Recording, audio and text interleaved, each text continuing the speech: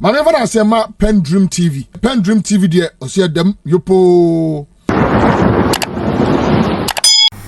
Hi PENDREAM TV, memo akwaban master say any day you can out here and I'll subscribe to channel no click bell and say the news to our son sabeti me can in term no here now good morning Ghana so and I Randy Abbey any NPP communicator friend Twum H0T so na no kasafa free SHS no in sema ACC fa ho na no na Randy Abbey e ka say in sema NDC for nkan e o ka say free SHS nko mo ba power mo be review no kame say sansa ansema o ka intini ma e koso free SHS mo enya emfata nyina ban no empese o mo be dia tum say so mo ye review na akoye say in sema NDC for kan no abemu na o mo jan na e koso sa na ama headmasters ne headmistress ni bi zika ban timi nyama o mo nti o mo so ejeje ska free students ni parents ho no ma ama ye interdiction o mo na communicator no no person obeji atum say sa na tie esan say o mo no they don't have any problem with reviewing but meanwhile 2022 election ne beba so na NDC for board review so MPP for call abonchen ko ka say NDC for sure mo betwem na dey o mo say review of free SHS na anya MPP communicator da no nti na akoye say o mo aye twema mentwen e wo show ni so men kasa bebre yenko tie sene almost argue in same year good morning Ghana so then this whole conversation about a review, there's absolutely nothing wrong with I mean when it comes to public policy every now and then doing a certain post evaluation of whatever it is that's been undertaken and then finding new solutions and tweaking the things that probably are not working and also enhancing the things that are working. And it's very clear that even the process in terms of free SHS has actually changed. When it was being implemented from the early stages, a vast majority of the schools were going through this double track system. I think over the period, based on the provision of infrastructure and other facilities, the double track system has been something that has been eradicated in most of the schools. Really? Yes, in most of the schools, yes. Really? Yes. Is there any category A school that does not do double track? I said, so that's what I'm saying. That I'm saying that we're going through stages. In most cases, most of the schools were actually going through double track. As we speak today, that is not the case, right? Then you have issues to do with this whole argument of should we do a means testing to ascertain if certain parents have the capacity to pay or not, right? And that argument has been raging for a while. And I mean, some of the conversations and considerations are that, you know, when it comes to even the payment and the means test, some parents, for example, can afford to pay. But then once they do, then basically they have absolutely nothing left. Others can pay, and by dint of the fact that they have more resources, that's okay. Others probably would use those resources to invest in other things that would also inure to their benefit as we go forward. Now, I fundamentally would not have a problem with reviewing a public policy when it comes to these considerations. But I also believe that in all of these conversations, we can also look at it from the positives and the things that are actually my point really with this discussion, and I think that what is happening today is actually bringing back to the fore things that we refuse to accept and to deal with. That for me really is the whole thing. I will never ever support any headmaster who decides to take advantage of a situation to fleece parents or to be corrupt. As for that one, I mean, we must deal with it. But for me, it is the issue of the reality that we keep running away from, because we think that it will connote a certain failure in something that we consider to be a flagship or something that gives a certain mileage when it comes to politics. Because I'm saying that for 2 years, heads of institutions were publicly, not privately, not in secret, asking parents to contribute to the feeding of students. It is unauthorized. Not so. It is unauthorized. Yet no single action was taken against any head of institution for doing that. Parents were sent messages and others with Momo numbers and everything to contribute specific amount of monies. Otherwise, their children will go hungry. They cannot be fed. All students, same thing. And this went on, it's been on for about 2 years. And here I'm not talking about what all students do voluntarily or what parents do voluntarily in terms of providing whatever. But I'm talking about I'm restricting to feeding. And this is unauthorized. But heads of institutions, faced with the reality, did this. And everybody knew. I'm sure that people who work at the Education Service and Ministry of Education, and even government officials, were part of the group of parents and all students and others who were called upon to make these payments.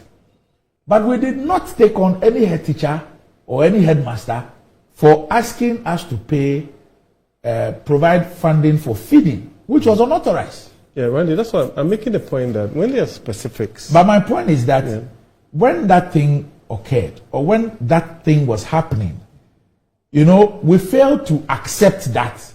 Look, the reality is that there are things that you cannot do, or you tried doing it, but you simply are overwhelmed because of the numbers, because of your economic situation. It's not sustainable. And there's the need to take action. But we decided that, taking action will mean that perhaps what somebody said and you disagreed with is what you are going to do. And so we are looking at the partisan backlash or the political backlash. And therefore we decided we won't do anything. We'll let the thing run and ride the way it is. So Randy, that's what I'm saying. That I don't have a challenge with having conversations on even particular schools. And you see, the interesting thing is that you might have a situation that will be peculiar to a particular school and not the other. Yes. Right?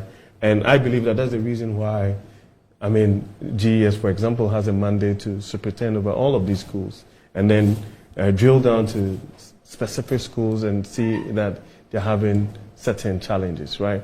And then also, by dint of even some of the schools and maybe the students that are there, they have unique challenges, right? And I believe that those things has to be, of course, solved. Then we have this whole conversation, and I've always maintained that sometimes the conversation is as if that the challenges that we are having in our education sector is as a result of free SHS when it comes to the second cycle institution. But we've all been to boarding schools before, and 20, 30 years ago, some of these conversations that we are having, the food is bad, the nets are torn, there's bed bags, challenges with water and all of those things are things that used to pertain at that time. Right? And so my view is that whilst we are drilling down to the free SHS as a flagship public policy, we need to also go down to the fact that we've had probably systemic challenges within the education sector over a period that needs to be solved.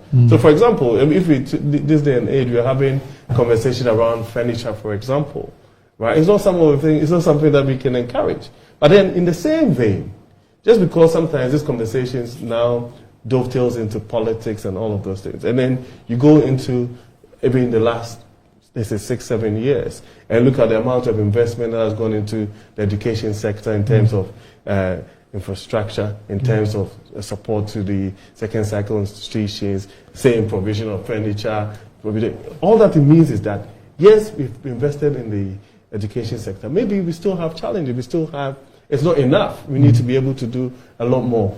Once we have those conversations, then it becomes easier to solve them rather than almost making it look like the free SHS is a failure as a public policy. Because you see, one of the things that it's not that the thing. It's not that the entirety of the thing is a failure. Yeah, that's what I'm saying. There are specific issues, and I like that. So let me give you a specific example. Yeah. Look,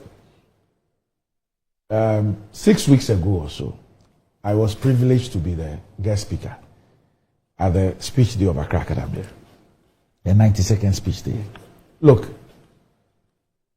when we were there over 30 years ago, the dining hall that we used. So you had maybe about 500 students or so in the boarding, 4 dormitories. That dining hall is still there. The same, dining hall. yeah. Okay.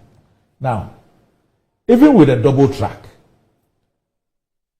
at that point in time, there were 2,300 kids in the dining hall. 3 dormitories have been added. Just 3. But 2,300, that is the track that was in school. In school, yeah. Expected to use the same Facilities, yeah. dining hall facility. And so, the kids themselves were practicing what you want to call a quadruple track. So, although it's time for dining, they wait. This batch goes. So, because some of them don't even sit to eat, they take the food and then they get out. Now, how do you expect 2,300 kids to stay in those boarding facilities? Use the same kind of thing. Even supervision. How many teachers are there? How many bungalows are there and all that? So the reality is that even to go and eat, they are running 5 or so different tracks because they can all not be there at the same time. Form 2 students, as at the term that ended, Form 2 students had not engaged in any sporting activity at all. But they were in their second year in the school. So when you drill down, there are issues. There really are issues. So if you have 2,300 and there's no food to feed them, food supplies have not come. There's no money to feed them. 2,300 kids in a boarding school at a particular point in time. The school managers, how are they going to deal with it? Randy, that's why I was making the point that all of these things are, like, for example, peculiar to Accra Academy, right? There are other schools that have different challenges. All these things need to be fixed. Then there's a bigger conversation. The conversation is that historically you had children or kids who would leave the basic education system, and by dint of the fact that their families did not have what it takes, would not even venture into going to second cycle education. Over that period, all of these children have had an opportunity to be able to benefit from second cycle education. So there are some benefits and positives to actually take from all of these things.